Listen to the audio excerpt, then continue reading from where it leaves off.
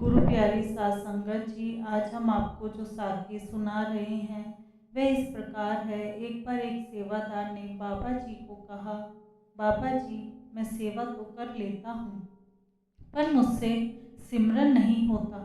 सेवा पर चाहे आप मुझे पूरा दिन लगाए रखें, पर मुझसे चौकड़ी मारकर सिमरन पर नहीं बैठा जाता। मैं ध्यान पर भी 1 घंटा बैठ जाता हूँ। बाबा जी बोले, भाई, संगत सिमरन तो कर लेती है, लेकिन ध्यान पर तो वह 1 मिनट भी नहीं बैठती। कोई कहता है, बाबा जी, मेरे पैर दुखते हैं, कोई कहता है मेरे गोडे दुखते हैं, कोई कहता है ध्यान पर बैठने से मेरे हाथों में दर्द होता है। तुम ध्यान पर 1 घंटा बैठ जाते हो, सिमरन करने में तुम्हें ऐसी क्या दिक्कत है?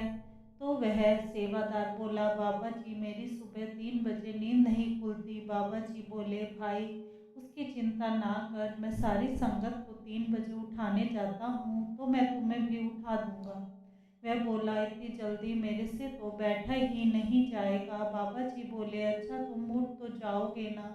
वह बोला, बाबा जी, आप उठाएंगे तो मैं उठ भी जाऊंगा। बाबा जी बोले, फिर सिमरन करेगा या नहीं? वह कहता है, बाबा जी, मैं थोड़ी देर सिमरन भी कर लूँगा, उसके बाद फिर सो जाऊँगा।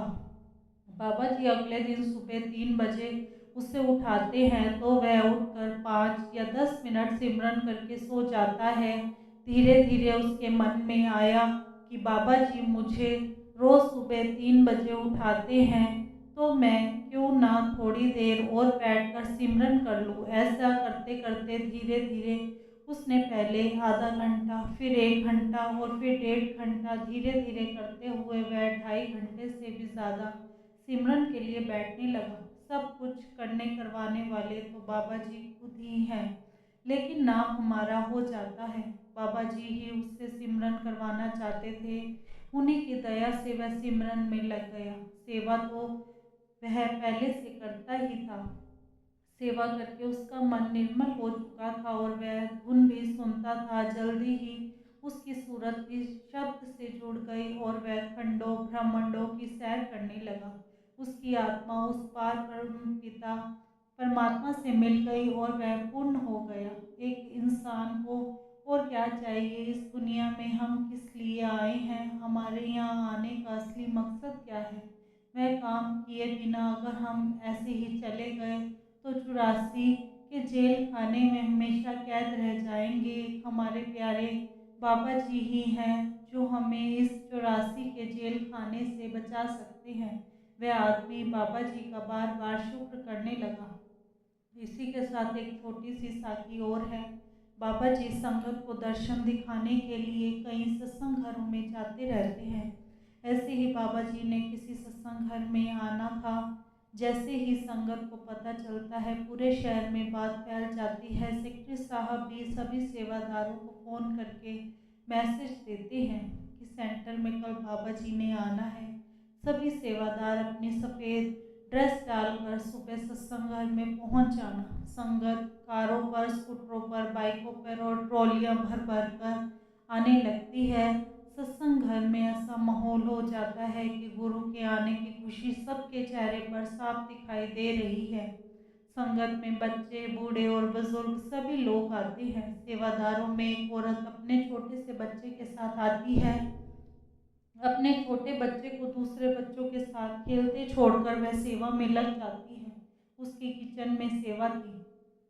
सत्संगरों में बच्चे की कोई चिंता नहीं होती, क्योंकि गेट पर सिक्योरिटी सेवादार होते हैं जो किसी भी बच्चे को अकेला गेट के बाहर नहीं जाने देते। सत्संग पंडाल में सुबह से ही बहुत संगत पहुंच जाती है। पूरा पंडाल संगत से भर जाता है।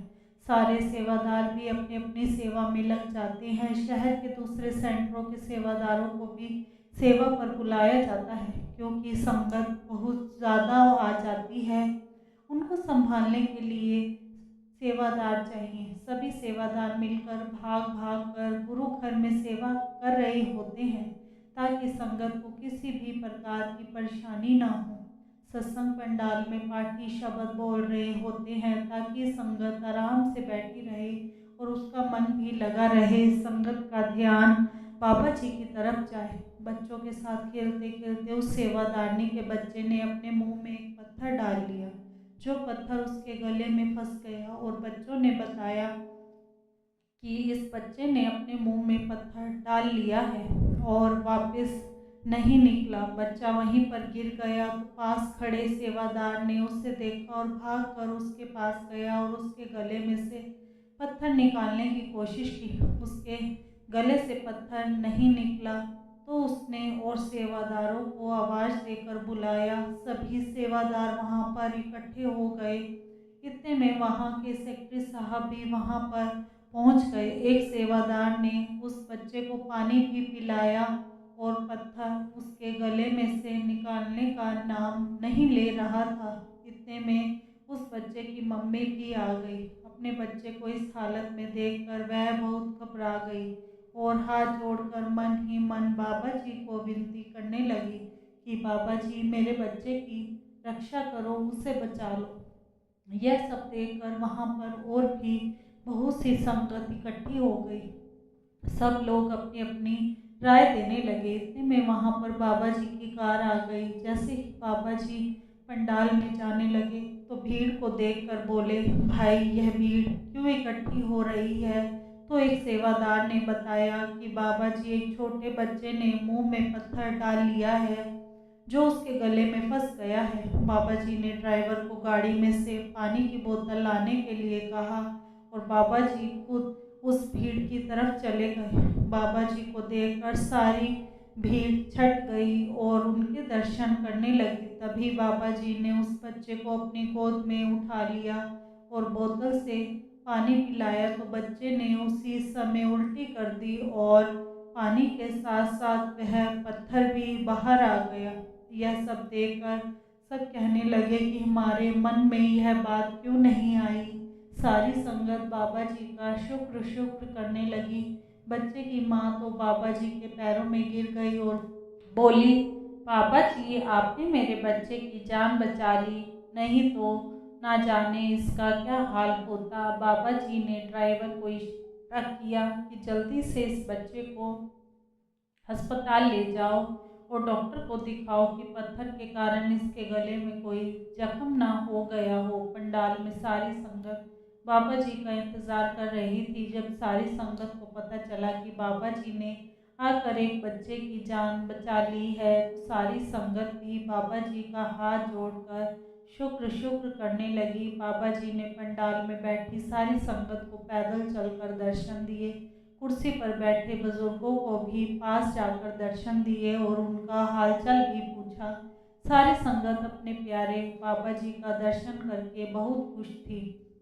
जब तक ड्राइवर वापस नहीं आया, बाबा जी ने संगत को प्रश्न पूछने के लिए कहा। संगत ने बाबा जी से प्रश्न पूछे और बाबा जी ने भी हंसते-हंसते संगत के सब प्रश्नों का उत्तर दिया। जब ड्राइवर अस्पताल से वापस आया, तभी बाबा जी वहाँ से गए।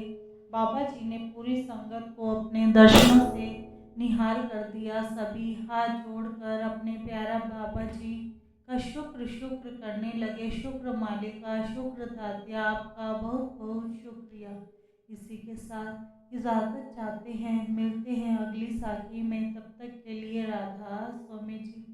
अगर आपको साखी अच्छी लगी हो तो कमेंट बॉक्स में राधा स्वामी अवश्य लिखें जी और चैनल को सब्सक्राइब करना ना भूलें जी। राधा स्वामी जी।